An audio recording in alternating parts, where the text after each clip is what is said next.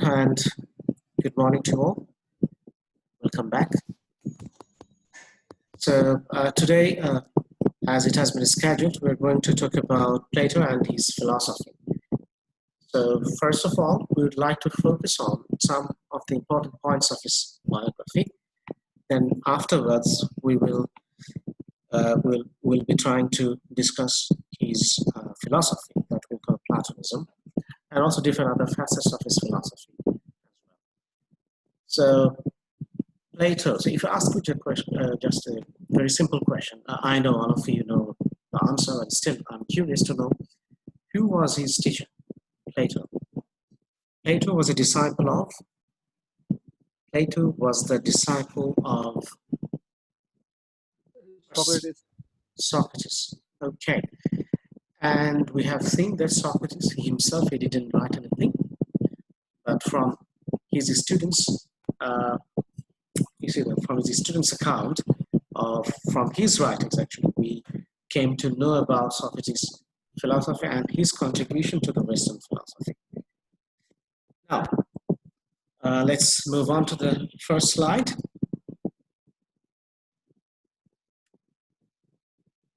This is, you can see, it's a sculpture of Plato.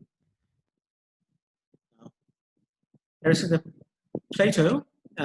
It means in the Greek language, it means broad-shouldered. Very interesting, isn't it? Even when I was reading it for the first time, not now, I'm talking about when I was reading it for the first time, I found it quite interesting that Plato means the broad-shouldered. That means he was a man with broad shoulders. So quite interesting indeed.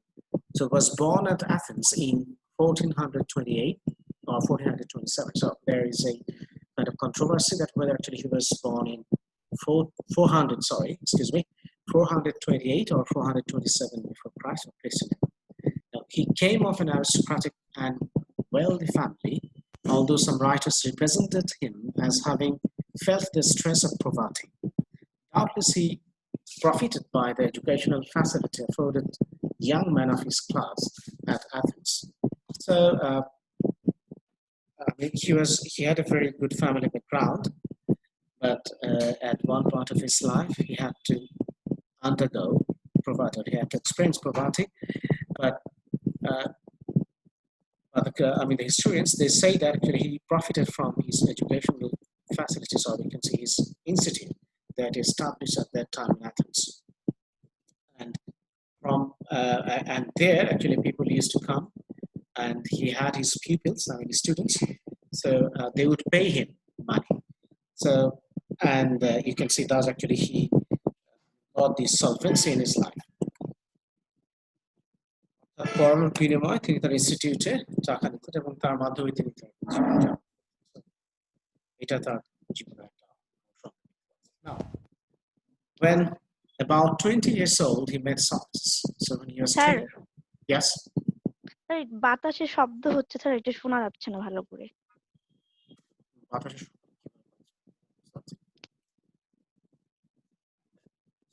Okay. Now, when about 20 years old, he met Socrates.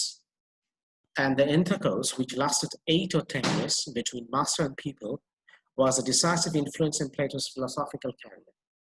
So when he was 20, he met Socrates, and he was, under his guidance, he took his education from there, and he continued with Socrates for 8 to 10 years.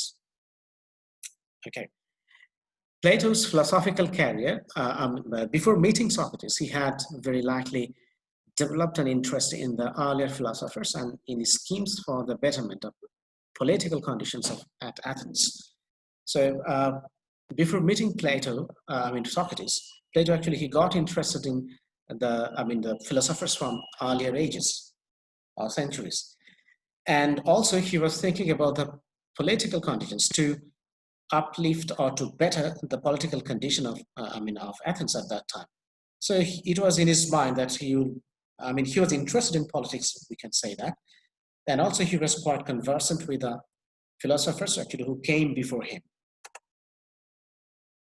Now, at an early age, he devoted himself to poetry. Interesting, isn't it? So he used to practice or write poetry. All these interests, however, were absorbed in the pursuit of wisdom to which, under the guidance of Socrates, he ardently devoted himself. So all these interests, however, were absorbed in the pursuit of wisdom. So later on, actually, in the pursuit of wisdom, that means when actually he was seeking knowledge, I mean, under the guidance of Socrates, I mean, he changed his passions and also his interests as well. After the death of Socrates, he joined a group of the Socratic disciples gathered at Megara under the leadership of Euclid.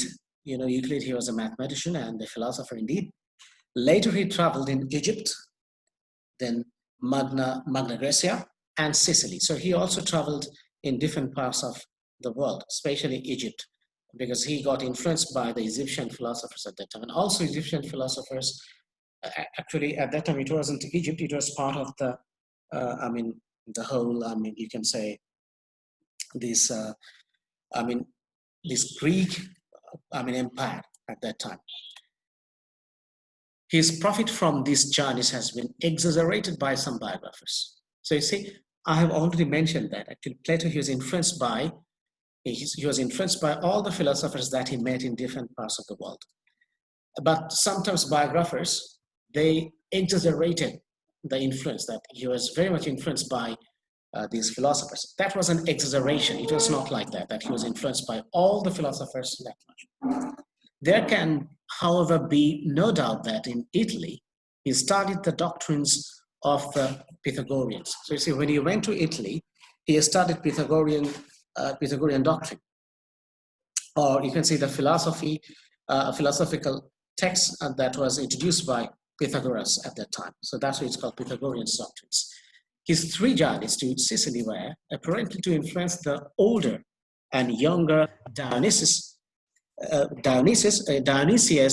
in favor of his ideal system of government. So you see, he traveled to Sicily 3 times and apparently to influence the older and younger Dionysius in favor of his ideal system of government. So he established a government system and he talked about it. And that was an ideal system of government. And also he influenced many philosophers, especially the young ones and younger Dionysius. Okay, Dionysius actually was a very famous. He was also one of the famous philosophers at that time. But in these he failed, incurring the enmity of the 2 rulers, was cast into prison and sold as a slave. So what happened that actually when he was in Italy and when he tried to, propagate or disseminate his idea, the ideal system of government, what happened then actually he became the enemy of the then government, of the then rulers of that time. And then he was cast into prison, that he was imprisoned and he was sold as a slave. You see, Plato was sold as a slave at one point of his life. Excuse me. Can anyone read this? Can you read it?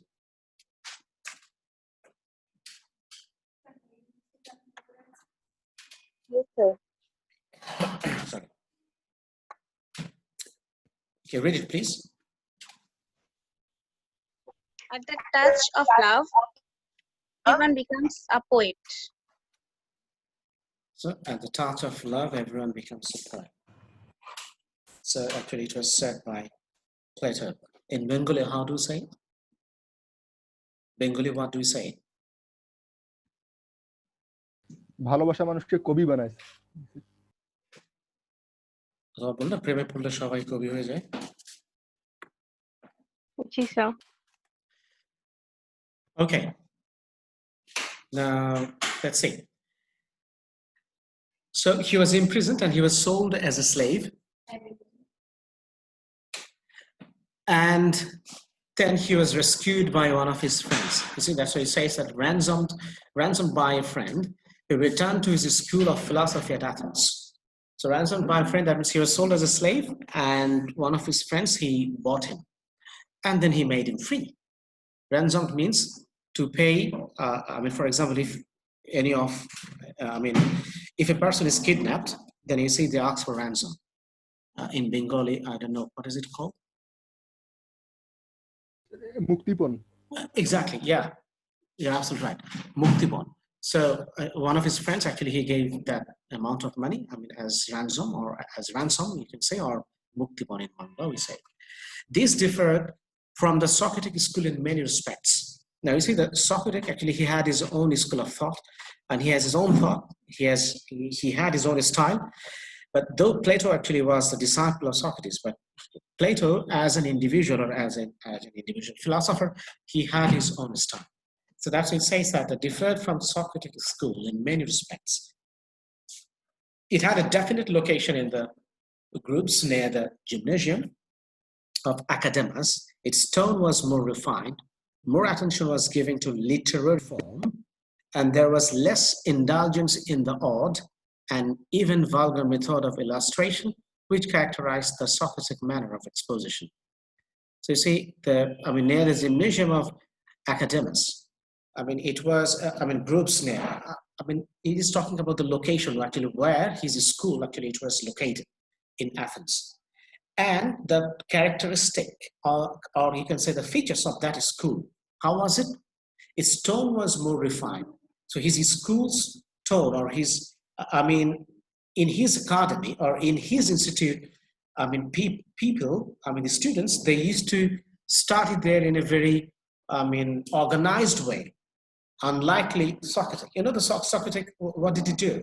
He used to travel to different places, and he used to, walk on his feet, and then he used to stop people on his way, and he used to start having discussion or dialogue or dialectic, on the way, while actually he was moving to different places. But here, you can see in Plato, he had his own institution, a particular place where pupils or students, they used to go there, and there, very much formally, he used to teach them. Understood? So that's why the tone was more refined. That means it was very much organized, and more attention was given to literary form. So you see, more attention was given to literary form. Literary form means more attention was given to text. So they used to write text. They used to preserve texts.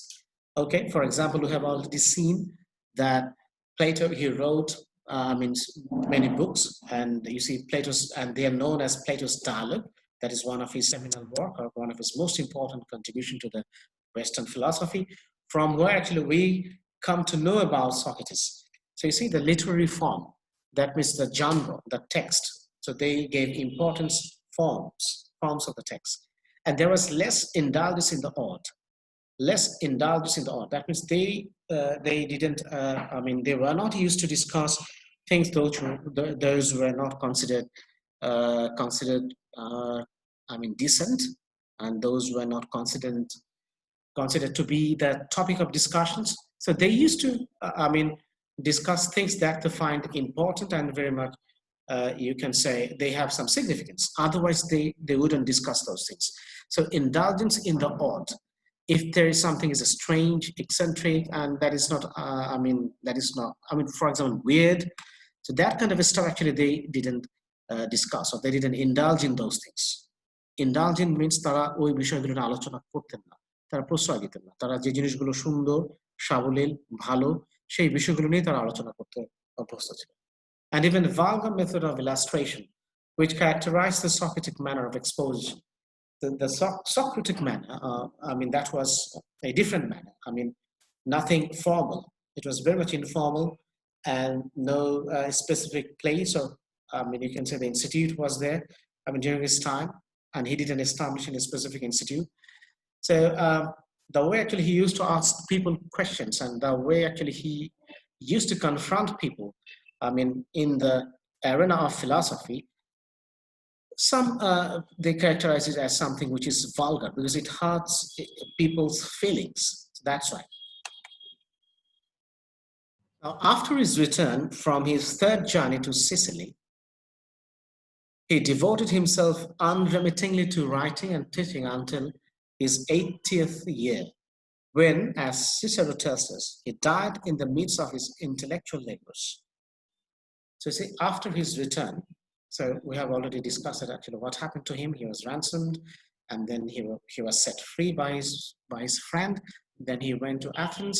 Then he started teaching in his school or in his institute. And he went to Sicily again, and after his return, he devoted himself unremittingly to writing and teaching until his 80th year. So you see, when he was 80th, means 80 years old. So until that time, he kept writing and teaching. Unremittingly means without any recess, without taking any rest. Understood what I'm saying? Yes, sir. Okay. And I mean, and it was recorded by Cicero. He is another very famous figure in philosophy. So Cicero actually, he said that, and how did he die? He died in the midst of his intellectual labors. That means when actually he was teaching or writing, even, I mean, at that moment actually he died. মানে ওনার মৃত্যুটা হয়েছিল, তিনি intellectual বিষয় নিয়ে আলোচনা করছিলেন, কথা বলছিলেন, কাজ করছিলেন, ওই কাজের মধ্যেই তিনি মারা যান 80 বছর বয়সে। ঠিক আছে? এবং তিনি নিরন্তর লিখে গেছেন, কখনো থামেননি তার লেখা এবং মানুষকে শেখানো এই প্রক্রিয়া থেকে তিনি কখনো থেমে যাননি। 80 বছর বয়স পর্যন্ত, তার মৃত্যুর আগ পর্যন্ত he continued this without any recess. Now let's talk about his works. Now it is practically certain that all Plato's genuine works have come down to us. So we have already, we have almost all of his works in our hand. The lost works ascribed to him, such as the divisions and the unwritten doctrines, are certainly not genuine. So these two works, they are, I mean, they're ascribed to him. People say that these two books or these two are, I mean, texts also written by Plato, but there is a doubt about it, and there is a lot of debate about it, but nobody could be so sure that whether these two texts actually were really written by Plato himself. But the rest of the works, they are available. Of the 36 dialogues, so you see, I told you dialogues, I mean, that's the most important work of Plato. So of the 36 dialogues, some, for example, Phaedrus, and then Protagoras, then Phaedo, the Republic, the Banquet, etc., are undoubtedly genuine. So these are the genuine works, and these are written by Plato, and people actually, they don't contest about it. So they don't debate about the authenticity of the authors of these works. So everybody will say that these were written by Plato. Others, for example, the minors, may with equal certainty be considered spurious, while still a third group, the iron, Greater Hippias, and first Alcibiades, is of doubtful authenticity. So you see, we can categorize his works in, I mean, 2 or 3 different groups, especially 3 different groups. For example, one is certainly those are written by Plato himself, and other groups you can see, there is a little bit of doubt about the authenticity. I mean, the authenticity about the writer. I mean, whether those works really were written by Plato himself. And then also you can say may with equal certainty be considered spurious. So minus, some people say that, some critics say that it's written by Plato, but you see, considered spurious. That means that is fake. It's not authentic. And also some other examples are given here. So these are not written by Plato, though some critics or historians, they say that Plato wrote this text. Now, in all his writings, Plato uses the dialogue with a skill never since equaled. That form permitted him to develop the Socratic method of question and answer. For while Plato elaborated to a high degree the faculty by which the abstract is understood and presented, he was Greek enough to follow the artistic instinct in teaching by means of a clear-cut, concrete type of philosophical excellence. The use of the myth in the dialogues has occasioned considerable difficulty to the commentators and critiques. So you see, in all his writings, Plato uses dialogue with a skill never since equaled.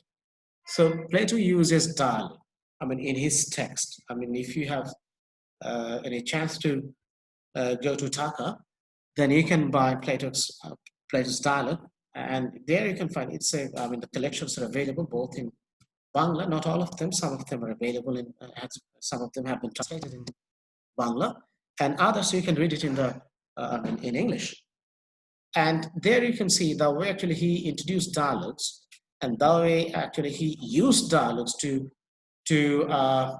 express his philosophy or to talk about philosophy. That is, I mean, unequal, matchless, and nobody could do that again in the history of philosophy.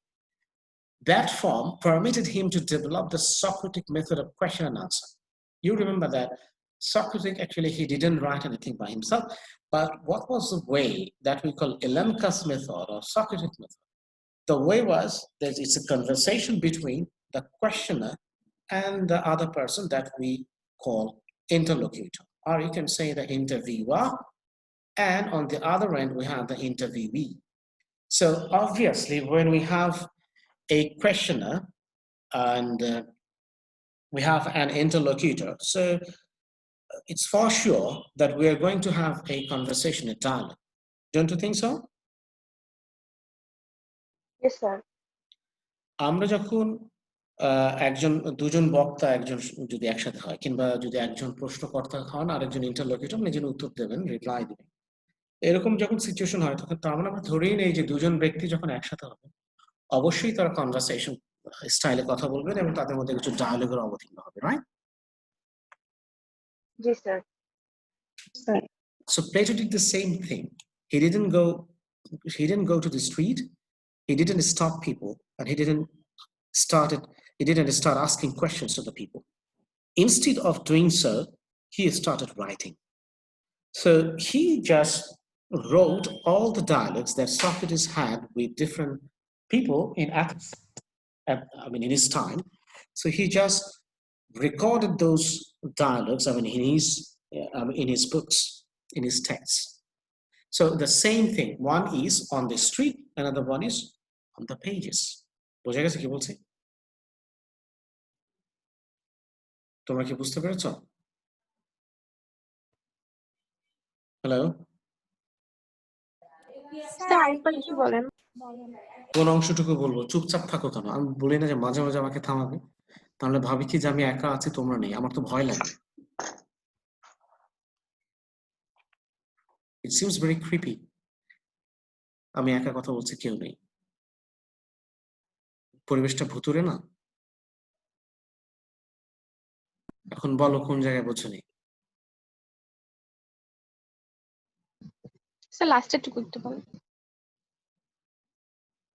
লাস্টের টুকু মানে এই শেষে এইখানে যেটা আছে, I mean, the thing that you can see on this slide or at the beginning that I've already mentioned, Socratic method, ওটা নিয়ে কথা বলবো? হ্যালো, স্যার প্লেটো যে ডায়লগ গুলো লিখে সেটার বিষয়ে বললেন যে সেই থেকে লাস্টের দিকে। ওকে। সক্রেটিস কি করতেন? তিনি যেতেন রাস্তায়, তিনি রাস্তায় যে ওই একই জিনিস করতেন, কি করতেন? ডায়ালগের অবতীর্ণ করতেন। How? He would stop people and then he would start asking questions. কোন একটা বিষয় নিয়ে তিনি প্রশ্ন শুরু করতেন, এরপর ওই প্রশ্নের পিঠে প্রশ্ন, ফলো আপ কোয়েশ্চেন্স গুলো থাকতো, এভাবে করতে করতে তিনি ওই ব্যক্তির কাছ থেকে উত্তরটা বের করে নিতেন, right? So he would may think the other people, but he would never provide with the answers. He would ask questions, but he would not provide with the answers. তিনি কিছু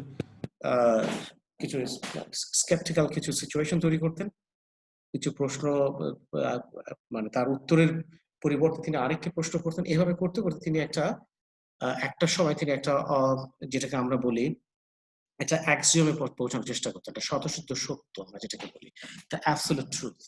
Though there is nothing called absolute truth, but still that is a kind of absolute truth. তিনি question আনসারের মাধ্যমে এভাবে একটা সত্যের কাছে পৌঁছানোর চেষ্টা করতেন।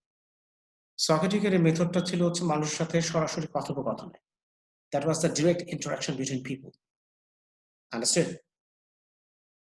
Socrates and the people, the direct conversation. But the same thing I mean, it was done by Plato, but he recorded those discussions, I mean, on the paper. উনি করতেন রাস্তা আর ইনি সেটা করছেন বইয়ের মানে কাগজের উপরে একই জিনিস করছেন দুটোই dialogue okay and both of them are Socratic method so এখন কি বোঝা গেছে এই অংশটুকু স্যার yes স্যার সক্রেটিস তো স্যার রাস্তায় করতেন কিন্তু স্যার এখানে প্লেটো স্যার মানে ডায়লগ মানে কারোর সাথে করা ছাড়া কিভাবে মানে লিপিবদ্ধ করতেছে জিনিসগুলো আবার সে তার শিক্ষকের সাথে যে 8 থেকে 10 বছর ছিলেন so during his that time actually he was with his teacher and he observed all these things and he recorded those dialogues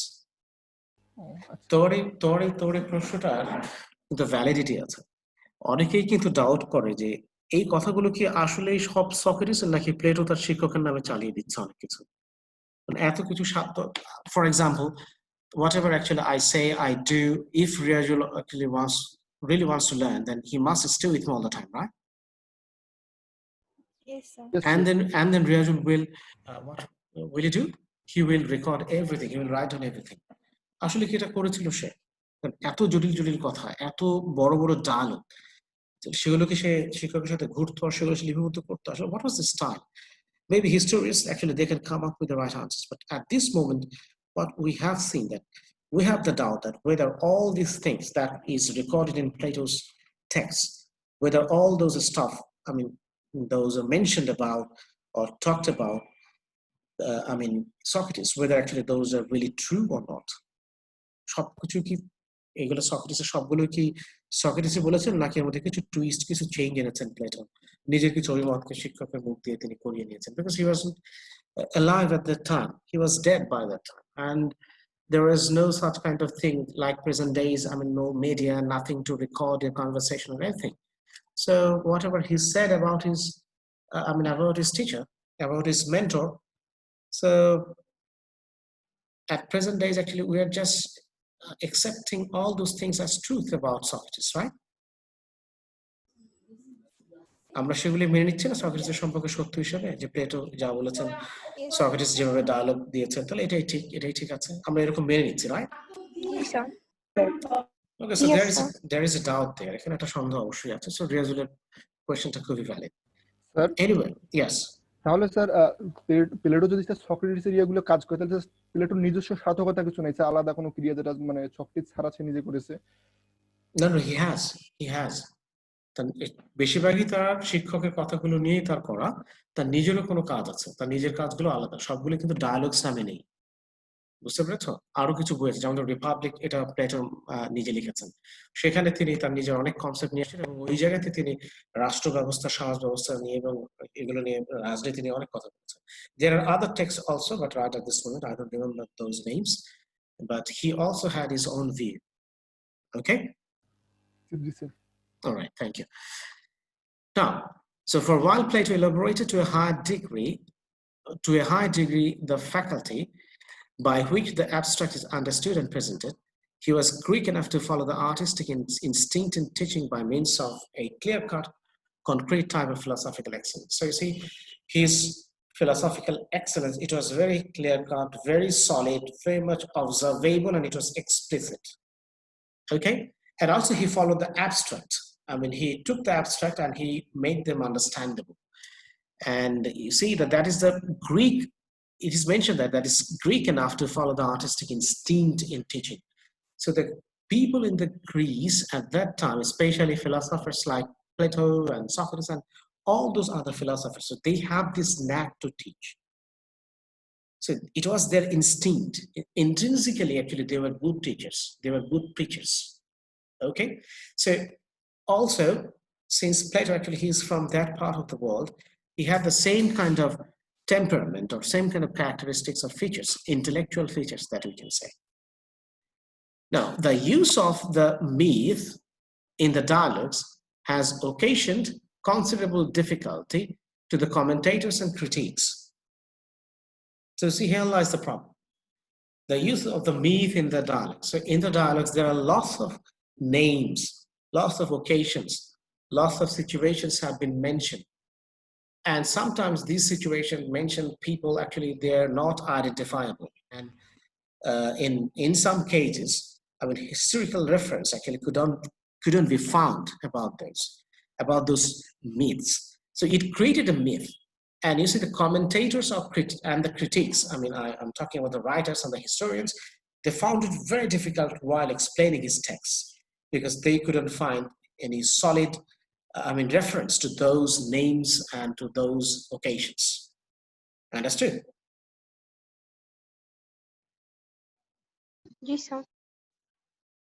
অর্থাৎ তিনি অনেক সময় লেখার মধ্যে এমন কিছু ইনফরমেশন, নাম, কাহিনী যেগুলো ব্যবহার করতেন যে ওগুলোর আসলে কোনো ঐতিহাসিক পটভূমি খুঁজে পাওয়া যেত না, বা ওগুলো ওই নামে কে ছিলেন, তারা বিখ্যাত ছিলেন না ফিলসফার ছিলেন, এরকম অনেক সিচুয়েশন তৈরি হওয়ার কারণে কমেন্টেটরস বা যারা এইগুলো নিয়ে তারা সমালোচনা করেন, এই সমালোচক বা ওগুলোকে নিয়ে যারা, যেমন অনুবাদক যদি অনুবাদ করতে চান তাকেও তো জানতে হবে বিষয়, তাহলে তো তিনি সঠিক অনুবাদ করতে পারবেন না। তো এই commentators and critics they found it very difficult to work on those things, to work with those things, to identify those myths. So to demystify the myths, it was difficult for the critics and commentators because of his, this mythical approach to the names and occasions and situations.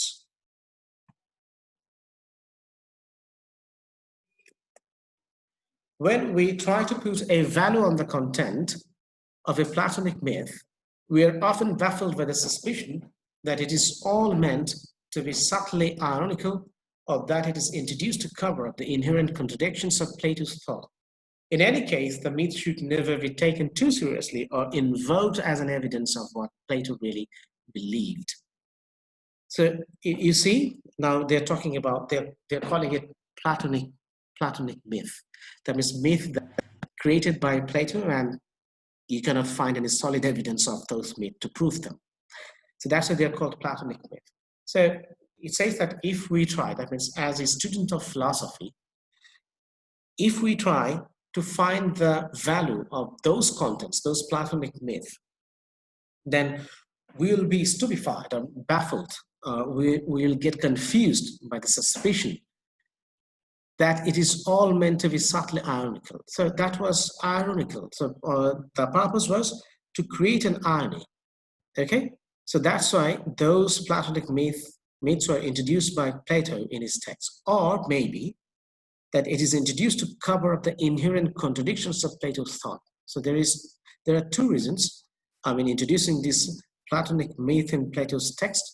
One is just to introduce a kind of irony or ironical, ambience in the text, or maybe to cover up the inherent contradictions of Plato's thought. Maybe his philosophy that is not clear, confusing, or maybe he himself wasn't clear that what actually he was talking about, or maybe he failed to explain it properly, philosophically or logically. So that's why he introduced those Platonic myths, just to create a kind of confusion, so that people will fail to understand the inherent contradictions, or you can say the problems, or something very puzzling. So those puzzles of Plato's thought, people will not find it.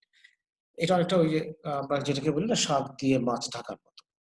প্লাটনিক myth create করে নিজের ফিলসফির যে উইকনেসটা, যেটা তিনি explain করতে পারেননি বা হয়নি, সেটাকে তিনি ঢাকার চেষ্টা করেছেন। তখন মানুষ মিথ নিয়ে ব্যস্ত থাকবে, তার ফিলসফিটা নিয়ে ওইখানে যে কন্ট্রাডিকশন আছে সেটা হয়তো কনসেপ্ট করবে বা সেটা বুঝতে একবার মনে হবে বুঝতে পেরেছি, আবার মনে হবে বুঝতে পারেনি।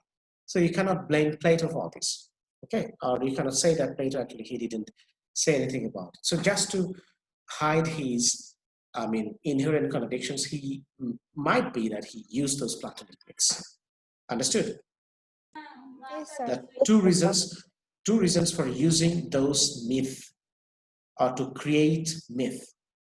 One, to create an irony or ironical ambience or environment, and one is to cover up or to hide his inherent contradictions of thoughts. And this is the suggestion. In any case, the myth should never be taken too seriously or invoked as an evidence of what Plato really believed. So we shouldn't be confused or puzzled by Platonic myth, and we shouldn't take it too seriously, or we shouldn't ponder over those things that much.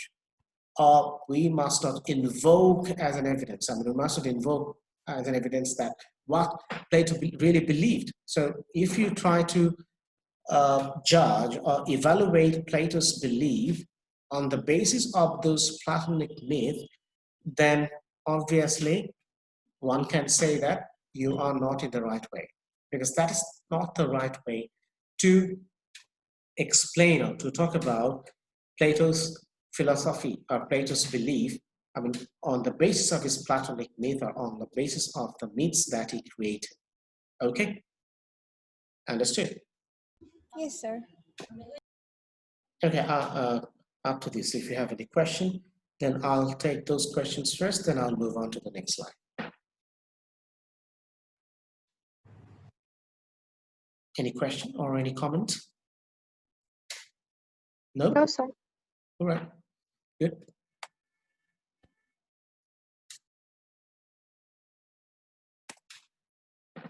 Can anyone read this? Can anyone read this? Can you see this screen? Yes, sir. Can you read it? Anyone voluntarily can do it. Education is teaching our children to desire the right things. What do you think? Was it right?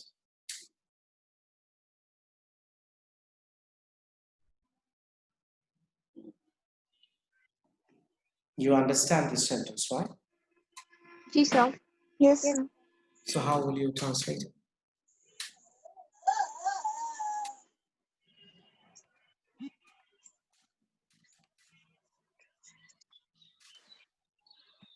Sir এখানে পড়ালেখা যে define করবেন হবে যে পড়ালেখা যদি আমরা নিজেদের বাচ্চাদেরকে দেই, সন্তানদেরকে অথবা প্রজন্মকে, তখন তারা মানে কখনো ভুল জিনিসের আকাঙ্ক্ষা করবে না, তখন তারা মানে পিওর জিনিসটাই বুঝবে এবং ওটাই চাবে। You're very close. Okay. Anyone else? Sir পড়াশোনা আমাদের বাচ্চাদের মানে এটা শেখাবে যে ভালো জিনিসের প্রতি বা যেটা রাইট সেই জিনিসটা যেন তাদের মনে থাকে বা ওই পথেই যেন তারা চলে, এই জিনিসটা আমাদের শিক্ষা হচ্ছে আমাদের মানে চিলড্রেনদের এটা শেখাবে। স্যার গুড থিংসটা যেন তাদের মধ্যে থাকে। Okay.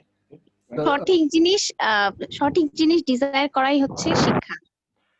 স্যার এখানে এমনকি স্যার সঠিক জিনিসের যে সৌন্দর্যটা সেটা আমাদের শিক্ষা আমাদের সেটা দেখাবে যে আসলে এটা সৌন্দর্য এরকম, তখন মানুষ এটাকে ডিজায়ার করবে, চিলড্রেনরা এটাকে ডিজায়ার করবে। Exactly. All of you are right. All of you are right. Okay, so I don't need any further explanation for this. Okay, let's go to the next slide. Thank you. Thank you all. Now here you see. Now we'll be talking about his philosophy. Now, this is the starting point of his philosophy. Right. Now, the immediate starting point of Plato's philosophical speculation was the Socratic teaching. So how he started his philosophy? I mean, his journey towards philosophy, how did he start it? Or how was it started at that time? So he started his philosophical journey of speculation with Socratic teaching. That means the things that he learned from his teacher.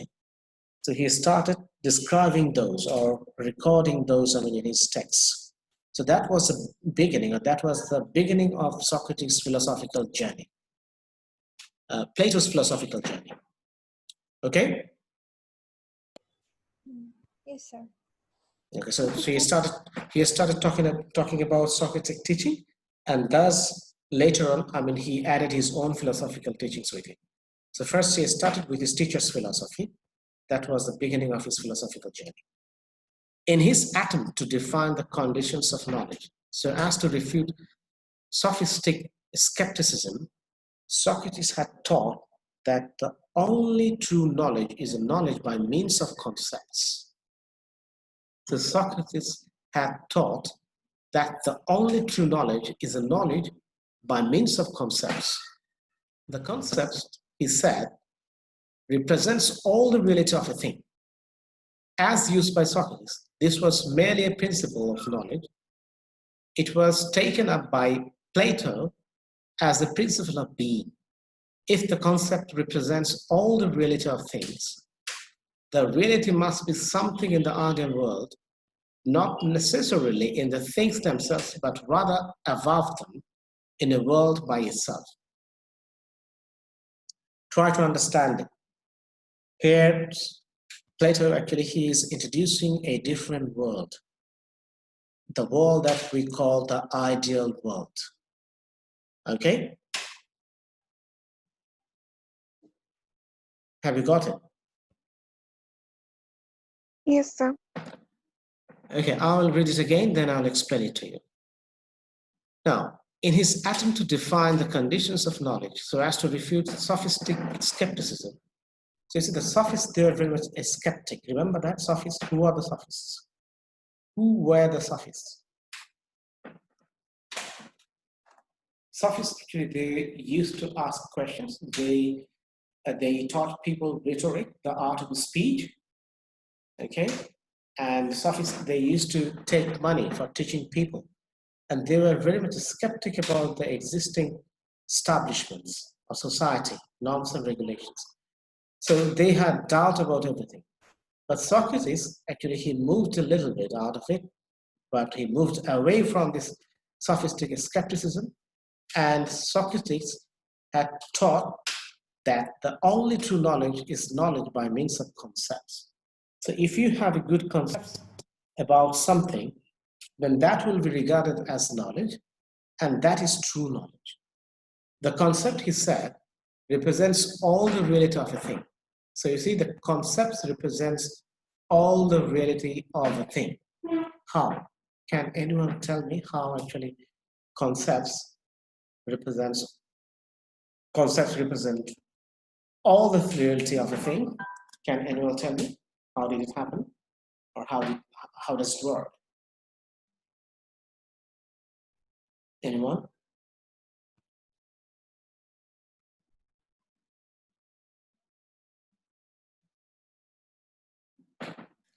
If you can recall that we learned about this in Aristotle Poetics while actually you were reading it, there is a term called mimesis, that is called imitation, right? Yes, sir. Okay, that's great. Now, this imitation is here, according to Plato, this imitation actually is not the imitation of the thing in the world, because the thing in the world that I'm imitating, that I'm trying to picture, or that I'm trying to draw, that is not the original thing. There is another thing that is in another world.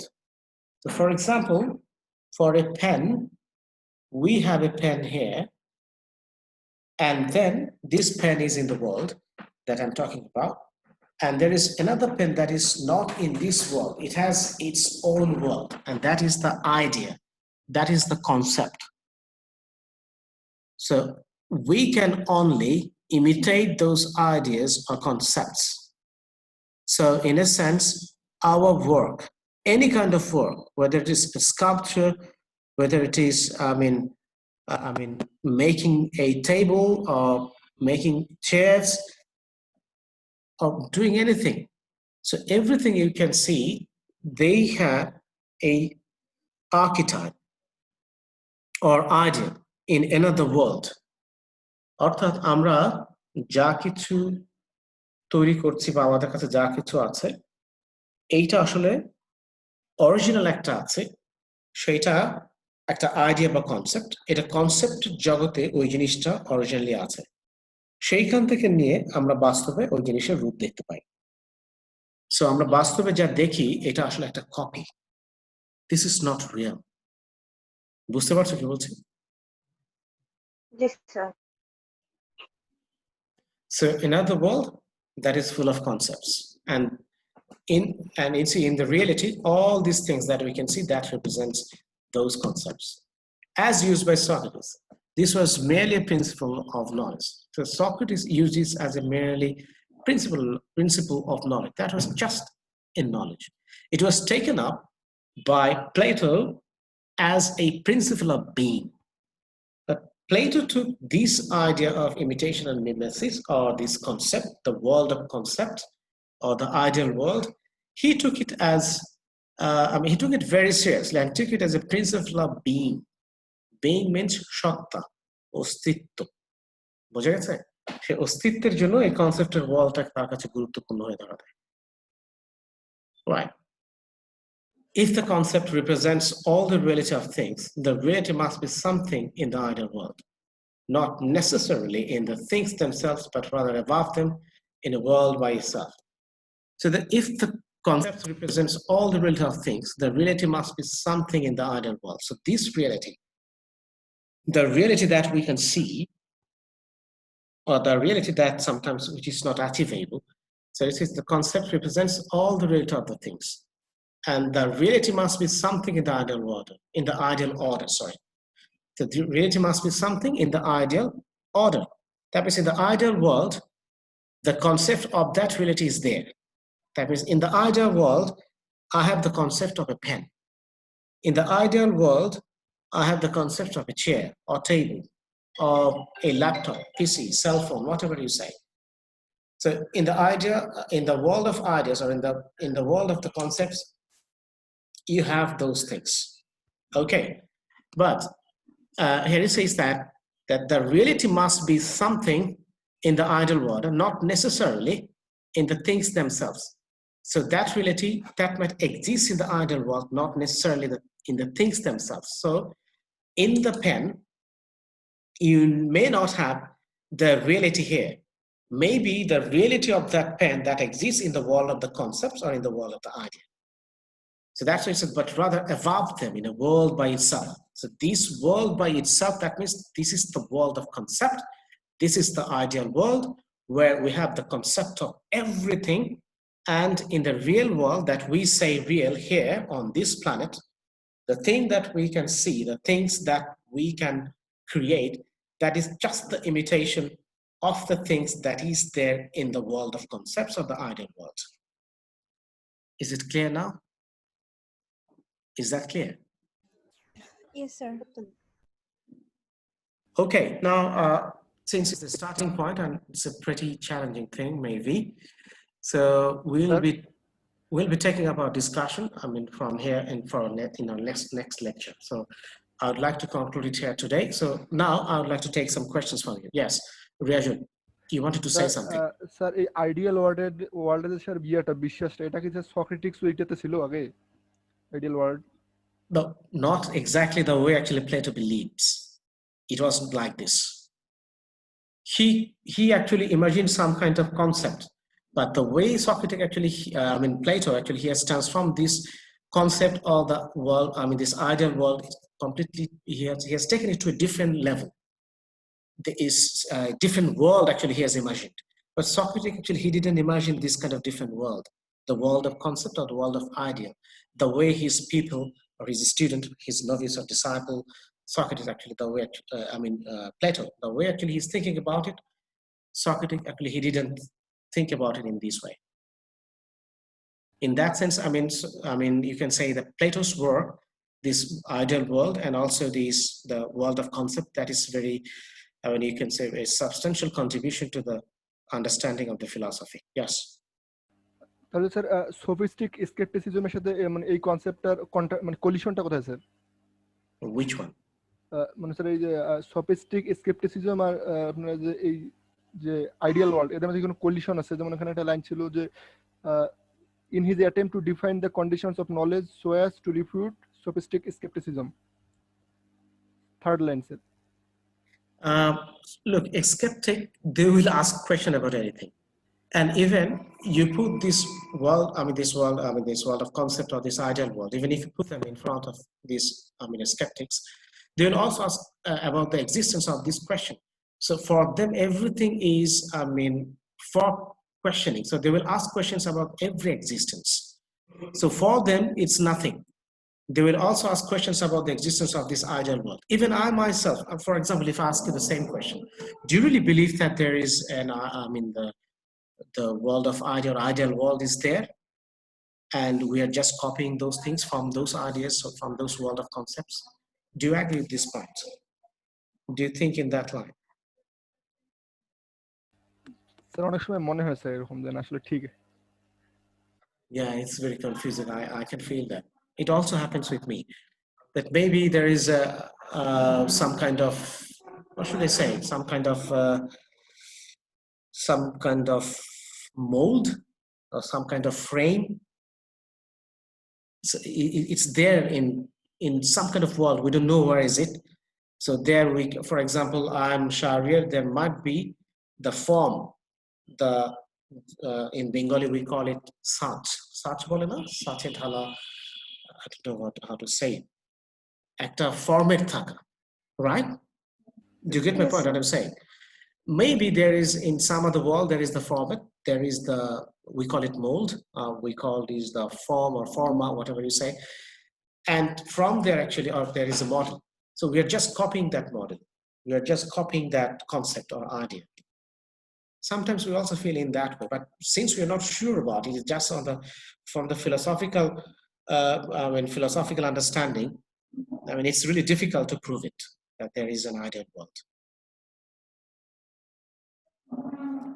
Okay, anything else? Anything else? But one interesting thing, I mean, though it's from the religious perspective, yes, I'd like to share with you so that maybe you can find some reference. You see, in our religion, we, I mean, about the heaven, we heard about these things, that in the heaven we have all these things there, right? But in a different shape, in a different way, Yes. that is more attractive, more pleasurable, more enjoyable, more pleasing. Yes, sir. Yes, sir. So Yes. maybe Plato, I mean, I don't know whether these people actually, whether they were prophets. We're not sure about it because since actually we couldn't record it, it was 2000 or 3000 years back. Nobody recorded these things in that way. So, but if we consider the present days, I mean, you can see the recent prophets like last 2000 years or 3000 years back. For example, Prophet Muhammad, or peace be upon him, or Jesus, peace be upon him, or David or Daud, that we say peace be upon him. So all these prophets, I mean, they were talking about this other world, right? They are talking about this other world, the afterlife. I mean, life after death, that is eternal, and it exists. According to our religious belief, it exists. It's there, but we can't see it until and unless we go through a process. It's a progression, and we have to complete some tasks here in this world. So we are in the transition. And after that, actually, we'll go to that world. Then we can see in reality those, the ideal world. So for us, the heaven is the ideal world, right? Do you get my point, dear students, I'm saying? Do you get the point what I'm saying? Yes, sir. So the ideal world is there. So food will be, Sir, but yes. sir, but we didn't imitate it. Yes, you can say that, but because we don't have the knowledge of that world, so we didn't imitate it. But here you see, according to Plato, he said that there is an ideal world, the world of concept, and from there actually we are imitating, knowingly or unknowingly, whatever actually we do, that is the imitation of that world. Got Yes, it? sir. So that's Yes, the difference sir. between our religious belief and Plato's belief. Okay, thank you. Yes, sir. Assalamu alaikum, Thank sir. you very much. Hope you enjoyed the discussion. So we'll have more discussion about it in our next lecture. So thanks for your patience and have fun. Thank you, sir. Take care. Assalamu alaikum. Wa alaikum assalam.